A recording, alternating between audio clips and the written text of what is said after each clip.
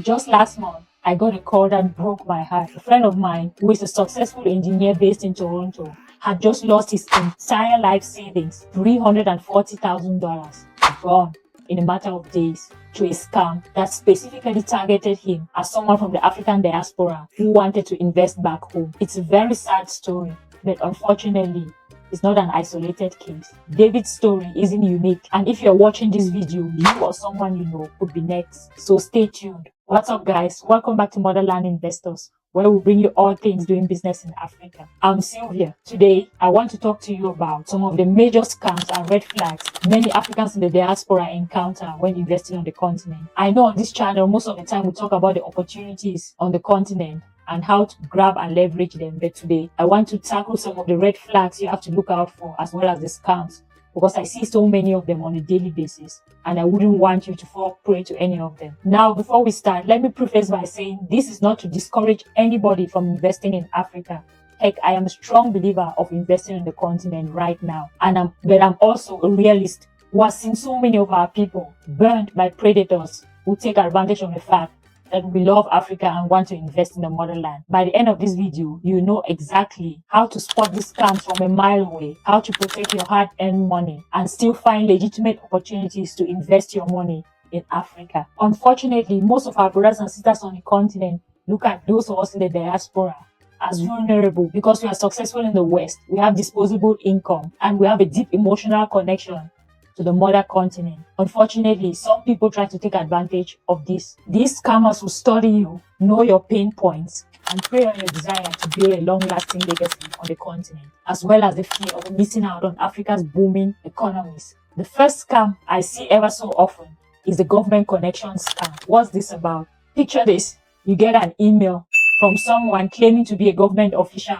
or connected to a high-ranking politician in an African country. They are offering you an exclusive access to a government-backed business opportunity. Could be in mining, could be land, or even in construction. I've seen this pitched so many times as financial minister-backed business opportunity. One catchy name. When always you come across some of these fancy names, make sure you take a second look. They come with official-looking documents, sealed, government stamps. They promise you 40 to 60% return on your investment over a 1-year period. Beware, it's a scam. There's one of our sisters in the community who was a medical doctor in Texas. She was recently approached by a company for a government-backed solar farm project. The project seems so promising. As they say, when it seems too good to be true, it's most likely not true. The scammer claimed to be backed by the Ministry of Energy in Kenya. She was shown all these fancy documents with stamps, seals, and everything. Photos of meeting officials, conventions, government decrees. She was shown everything you can think of.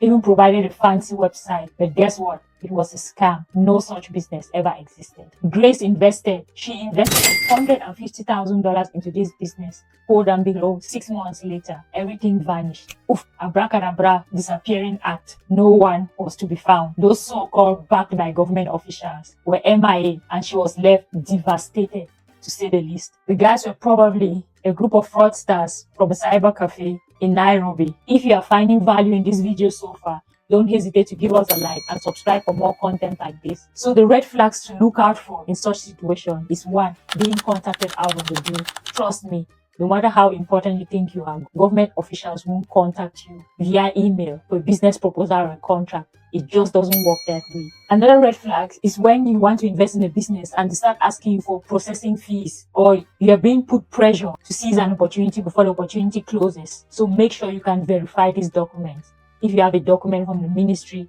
of Mining in a company, make sure you can contact that ministry directly through their website. They'll most likely provide a phone number or someone you can reach out to. Reach out to them directly and ask your questions without going through a third party. That mitigates your risk of falling for these scams. The next scam I want you to be aware of is the African Investors Ponzi. The beauty of this one is it actually pays off until it doesn't. There are so many Ponzi schemes on the continent right now. You get approached by someone, often a friend or a family member or a friend of a friend, about this amazing business opportunity that's working for everyone. They might call it a cooperative. I see that.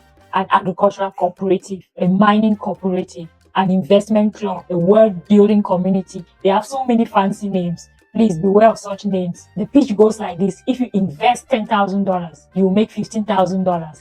in 3 months. You invest $20,000, you can make $30,000 in 6 months. And there's no risk because it is backed by a well-known African mining company, for example. They'll show you testimonials of other Africans in the diaspora who have invested and made huge amounts of money. We recently heard of an African investment cooperative in agriculture that gives 50% return after investing for just 6 months. The brother who invested into it, he made a couple of $1,000s his first 2 rounds. He got paid exactly as promised the first 2 times.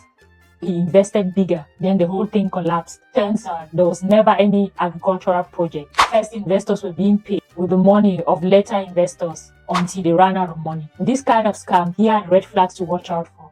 When there's a promise of a return without any risk, it's a red flag. Also, when the business requires you to recruit other investors, it's most likely a Ponzi scheme. Moreover, if they can't give you a step-by-step process or guide to how you would income, it is definitely a Ponzi scheme. Real investments carry risk. Anybody guaranteeing a risk-free investment is up to something shady. And anyone promising you anything above 15 to 25% is scamming you. So beware. In Africa, actually, people beg government officials for opportunities to invest in businesses. These people don't come towards you, forcing you to invest. That's a no-no. Huge red flag. I've put together a walkthrough of the exact system I use to generate at least $10,000 a month in Africa. Grab it below. If you want to implement it for yourself, just comment system and I'll send you the link. Scam I see more and more of these days is the urgent business rescue scam. With this scam, it's always an emergency opportunity. It's life-changing and it's time-sensitive. This is the most emotionally manipulative scam on our list, and this is how it goes. You'll get contacted by someone claiming to represent legitimate African business. Sometimes a business you have heard of will be or a business, and a branch of a business has financial troubles. They might even say sometimes it's a family business or a community-led project. It's a successful company or a business that needs a little financial push. They are in a bind and they need funds urgently. The pitch always goes like this: we need $50,000 by Friday or we lose $10 million. Yep, a $10 million business that needs to be rescued for the tune of $50,000. That's crazy, right? They'll show you registration documents, photos of equipment, employees, facilities that will move even those with the strongest of hearts. Could be the business needs funding to avoid closure. They already have equipment and everything they can't lose. They'll ask you to wire the money to own 50% of the company or the business. How do you spot such scams? Well, first of all, any business that comes with urgency is a red flag. Always take your time to do your own research, do your due diligence. Anyone rushing you to give you money is hiding something. Also, watch out for emotional manipulation. When you are being told a sob story about someone that will actually die or that the earth will come crashing if you don't part with your money, it's definitely a scam. Or when you are asked to transfer money through Western Union or cryptocurrencies. No, any legitimate company has its bank account with the company name listed. If a business is legit, you can independently contact them or send someone to visit their site, check out their story. Don't rely on stories that pull your heartstrings and coerce you to invest your money. Scammers rely on urgency to prevent you from doing a thorough due diligence. Now that you are aware of these scams, let me give you a bulletproof framework for evaluating any African business opportunity. Every opportunity that comes your way, make sure it passes through this due diligence framework and you are likely not to fall prey for these scams. I've come up with an opportunities catalog that details the different opportunities in the different regions and countries in Africa. Click on the link in the description to get yourself a copy. Here's a 5-step verification process that we have been using to validate most business opportunities that we venture in or that we recommend to our clients. It is bulletproof. Whatever business you decide to invest in Africa, make sure it goes through these 5 steps. Step 1, independent research. Don't base your research on documents provided to you by the company you want to invest in. Always get an independent party, a third party, to cross-check and verify these documents for you. Google the company, the opportunities, the individuals that say work for the company. Check the business registration. Verify with government databases. Look for negative reviews or scam reports, not just the good testimonials. Verify physical address and contact information every time. Step 2, regulatory verification. Make sure you verify if the company you are intending to work with or the business opportunity requires licenses, securities. You can verify most licenses with the appropriate regulatory bodies Ensure they are compliant with both local and international standards. The next step is third-party validation. Get opinions from local lawyers, accountants, business advisors. Contact other investors independently. Talk to them. Share your concerns. Ask questions. Check with diaspora business associations. Chances are, if you are being scammed, someone else has probably been scammed by the same company. And if you don't talk to other diaspora investors, you might never know. Physical verification. If it's possible, visit the site.